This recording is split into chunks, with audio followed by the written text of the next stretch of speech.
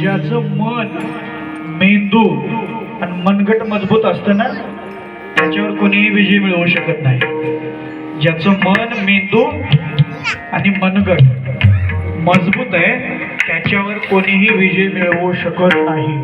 म्हणून स्वामी विवेकानंद झाले, त्यांच्या मनाचा निश्चय झाला होता.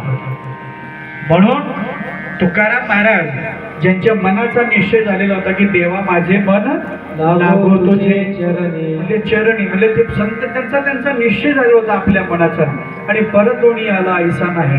जसे एखादी नवीन मुलगी नांदायला जाते, पण नांदायला गेल्याच्या नंतर ती ते नवीन वातावरण पाहते, नवीन घरामध्ये गेल्याच्या नंतर, आणि ती सासू, ते दीर, ते नणंद, आणि मग तो सासरा पाहिल्याच्या नंतर त्या मुलीला तिथं जावंसं वाटत नाही, राहावंसं वाटत नाही.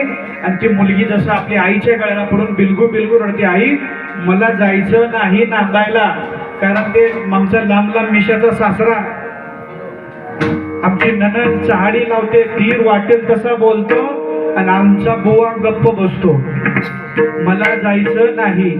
आणि बापानं म्हटलं बाई असं नको करू, कारण